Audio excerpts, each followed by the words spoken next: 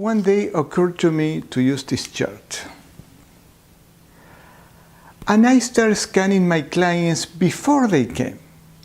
I talked to them, we had the energy connection, I knew the name, and I started scanning and asked, what of Johnny's chakras needs help the most?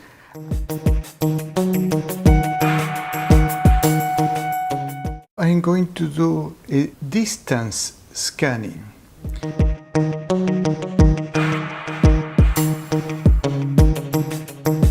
The only thing we have to do is to mentally say the name of the person and ask the question for every chakra. So I will mentally say the name of a person. Always the question is, what chakra of this person needs help the most? And I will start right now. I usually put the pendulum between the second and third chakras, so I know that the pendulum has to swing on one direction or another, because if it swings to the front, that's not working well. My first question is going to be, what chakra of this person needs help the most?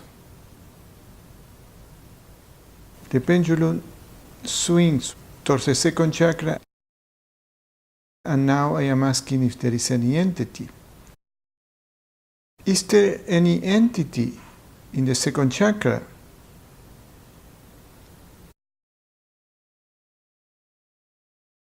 The answer is yes.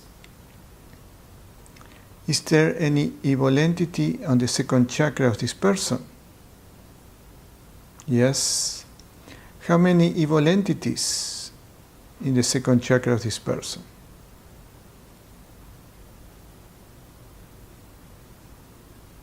Three. I use the chakras as numbers, 1 through 7. So this person has 3 evil entities on the second chakra. What is the next chakra that this person needs help with?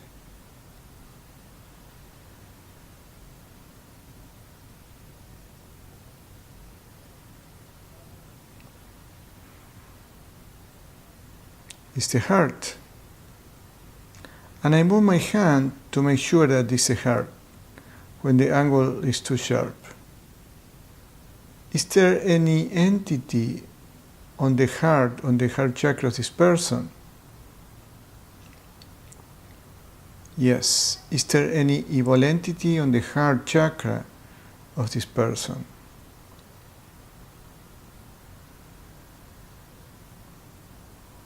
Yes. How many evil entities in the heart of this person?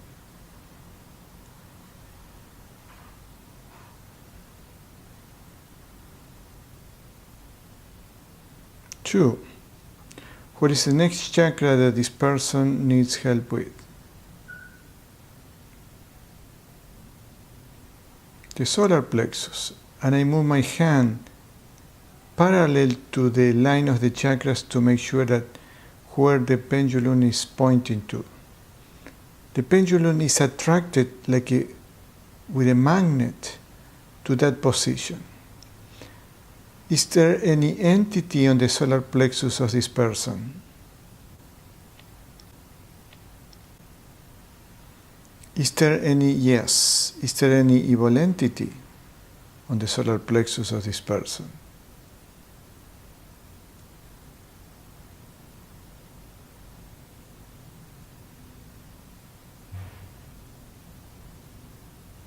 How many evil entities in the solar plexus of this person?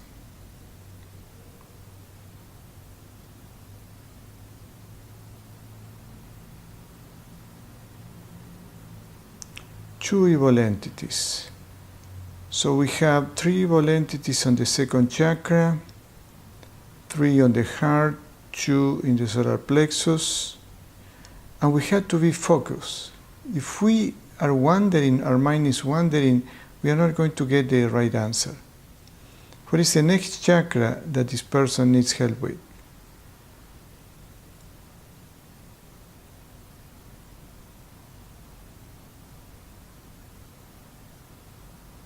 And shows me the second. That means that my scanning is finished. That's the way it works for me. For you, it could be that the pendulum won't swing anymore.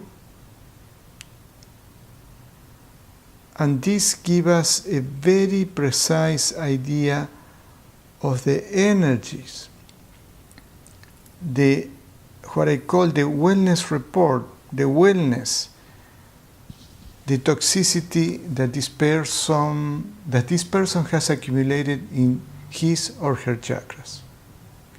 Over the years, I kept a log and I put the name of the person and I put in the order that I find. In the first chakra, I find one evil entity. On the fourth, just an energy blockage. On the second, one evil entity. On the third, two. So I keep a track of my clients when they come the first time, the second time, and the third time. That will be very useful for you because you will see if the client comes and they have the same energy blockages or entities, after 2, 3, 4 sessions, there is something that is bringing these energy blockages or entities back. When we use the paper, the energy is omnipresent, is anywhere, so the paper is just a gadget to tell us the information that we are looking for, the result of our scanning.